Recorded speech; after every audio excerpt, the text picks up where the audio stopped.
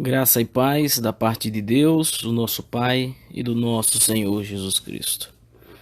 Irmãos, quero convidá-los a neste momento meditar na palavra de Deus, que se encontra no Evangelho de Mateus, capítulo 11, do versículo 28 ao 30, que diz assim: Vinde a mim todos os que estáis cansados e sobrecarregados, e eu vos aliviarei.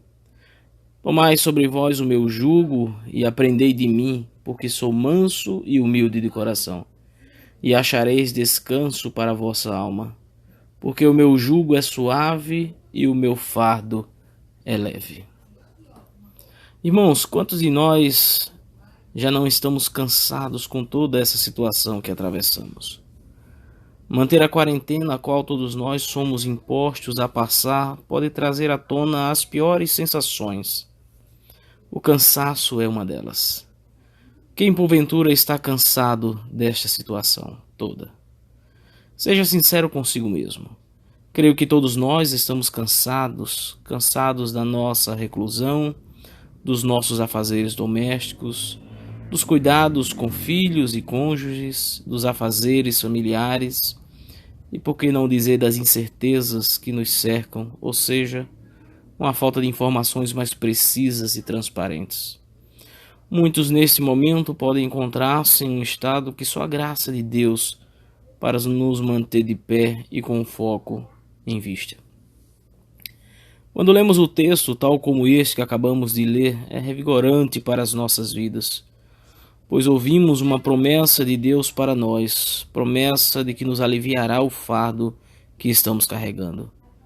Mas será que é isso mesmo que a palavra de Deus está nos dizendo? Não diferente dos nossos dias, aquele povo a quem Jesus proferiu essas palavras também estavam cansados e sobrecarregados das suas lutas. De todos aqueles que citamos há pouco, trabalho, família, governo e principalmente religioso. Por que digo principalmente religioso? Porque as leis, as tradições e os costumes da igreja à época de Cristo eram muito mais severas e não houve um sequer que conseguisse cumpri-las à risca. Isto sem falar das cargas tributárias impostas pelo próprio Império Romano sobre a população. O pouco que restava aos mais pobres era levado pelos impostos taxados pelo Império. Daí nos deparamos com as palavras de Jesus, quando nos diz: Tomai sobre vós o meu jugo e aprendei de mim, que sou manso e humilde de coração, e achareis descanso. Parece até um contrassenso. Jesus oferece mais um jugo a um povo que já estava por demais sobrecarregado com todas as obrigações impostas a eles. É justamente nesse ponto que, se não pararmos para percebermos o que Jesus nos oferece, continuaremos carregando os nossos fardos pesados e sobrecarregados as nossas vidas com coisas que o próprio Senhor Jesus se propôs a carregar por nós. Quando analisamos a fundo o que o Senhor está nos dizendo, conseguimos extrair verdades abençoadoras para as nossas vidas. A primeira verdade que conseguimos extrair das palavras de Jesus é que se faz necessário aceitar o convite feito por ele a cada um de nós.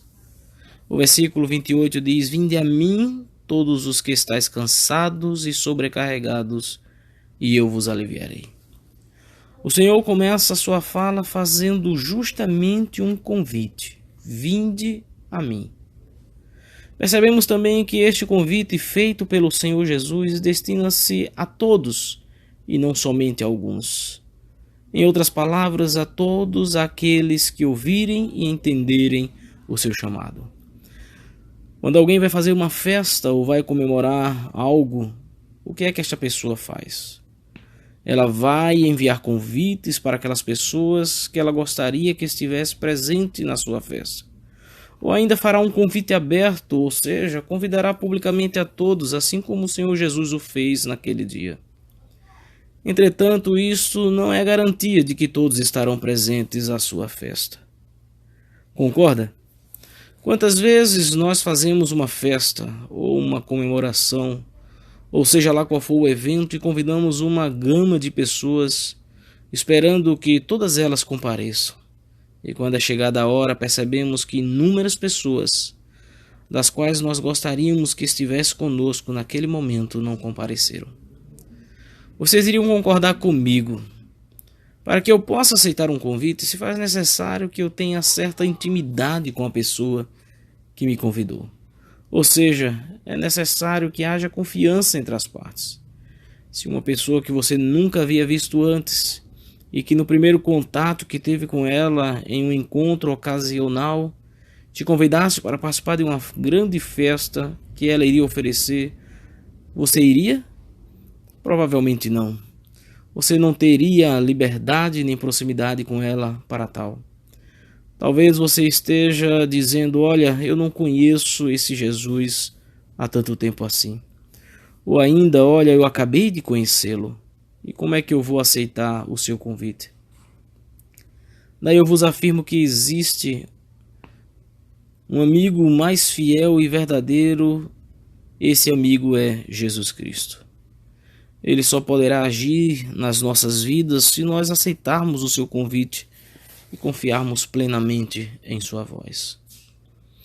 Conta uma fábula que certa vez um alpinista muito famoso no mundo todo estava ansioso para ser o primeiro a subir no topo de uma montanha muito alta. Então ele se preparou por meses, estudou cada centímetro do monte, aumentou a rotina de exercícios físicos para suportar tamanha subida. Depois de tudo preparado, o alpinista decidiu que escalaria aquela montanha sozinho, pois ele não admitia dividir a glória daquela conquista com nenhum companheiro de sua equipe. Então ele começou a subir, mesmo depois de ter escalado quase a metade da montanha, em apenas um dia, o alpinista decidiu que não montaria acampamento para descansar durante a noite. Ele queria ganhar tempo e por isso escolheu continuar subindo mesmo depois do pôr do sol. Ele ligou o aparelho onde gravava o seu dia a dia e falou: todos estão esperando que eu chegue ao topo da montanha amanhã à tarde, mas eu vou surpreender todo mundo quando comunicar que alcancei o pico antes do raiar do sol. Ficarei ainda mais famoso. A noite era muito escura naquele ponto da montanha e não era possível enxergar um palmo à sua frente, pois o brilho da lua não conseguia ultrapassar aquelas nuvens tão densas. Ao seguir por um caminho muito estreito, a pouco menos de 20 metros do topo, o alpinista pisou numa pedra falsa e caiu em uma velocidade muito grande. Naqueles segundos de queda livre, sua vida inteira passou como se fosse um filme em sua cabeça. Mas quando a morte já era certa, o homem sentiu um forte tranco. Por um milagre, a corda em que ele estava amarrado se prendeu a uma rocha e o alpinista ficou pendurado em meio àquela escuridão. Naquele momento de solidão e medo, suspenso no ar, o homem não viu outra saída a não ser pedir socorro a Deus. Senhor, eu sei que o abandonei há muitos anos, mas eu preciso de sua ajuda. De repente, uma voz vinda do céu, semelhante a um trovão, lhe pergunta: o que você quer que eu faça por você? Quero que me salve, disse o alpinista. Deus continuou a perguntar: você acredita com todo o seu coração que eu posso te salvar? Sim, eu acredito, respondeu o homem em meio a tanto desespero. Então o Senhor lhe apontou o caminho. Então corte a corda. Depois de algum tempo de silêncio total, o alpinista ignorou a ordem de Deus e se agarrou ainda mais à corda. Deus, triste com o que havia visto, perguntou ao homem: por que você duvida de mim? Você não disse que acreditava que eu poderia salvá-lo? Se você crer, verá a minha glória. Não houve mais nenhuma resposta. No outro dia, uma equipe de resgate encontrou o alpinista morto, congelado e com as duas mãos agarradas à corda. Ele estava apenas a 1,5 metros do chão. Em seu gravador de voz, ele registrou o fim de sua experiência. Aquela voz insistiu para que eu soltasse a corda, mas eu não consegui, pois eu, o Senhor, o seu Deus, que o segura pela sua mão direita e lhe diz: não temas, eu te ajudarei. Isaías 41:13. Meus amados, a segunda verdade é que o jugo que o Senhor nos oferece não é o mesmo que o mundo nos impõe. O que vem a ser jugo para você? Vou melhorar minha pergunta: qual é o teu jugo nestes últimos dias? Talvez você esteja pensando aí consigo mesmo: olha, o meu jugo é essa quarentena, ou ainda o meu jugo é a incerteza do amanhã. O meu é faltar dinheiro, o meu é a minha saúde, etc. Você pode até estar se perguntando: como é que Jesus, vendo todo o meu sofrimento, toda a carga que já tenho que carregar dia a dia, todos os meus afazeres que tenho para realizar, ainda quer que eu carregue o seu jugo? O jugo que Jesus ofereceu ao povo àquela época contrastava com o jugo da lei, ou seja, o povo era obrigado a seguir à risca todos os preceitos da lei, seja ela de cunho religioso ou estatal. E quando paramos para analisar, não é muito diferente dos nossos dias, não. Por exemplo, quem consegue cumprir todos os mandamentos deixados pelo Senhor, sem que um só seja transgredido? Quem consegue dizer que arcará com todos os seus compromissos financeiros sem que deixemos atrasar um só sequer? Este jugo a que estamos falando e que citamos alguns deles é quase que impossível de se carregar sozinho, principalmente nesses dias incertos. Entretanto, contudo, porém, todavia, não é desse jugo que o Senhor Jesus estava e está a falar. Não existe jugo maior do que perceber que a verdade procurada pela alma não pode ser encontrada. O convite que o Senhor Jesus fez e nos faz neste momento é um convite para o descanso das nossas almas. E esse descanso só pode ser encontrado na presença do Senhor. Só Ele pode nos mostrar o verdadeiro descanso. Quando paramos para analisar, percebemos que Jesus alude aos problemas e dificuldades da vida, porquanto Jesus jamais prometeu que ser discípulo seria algo fácil.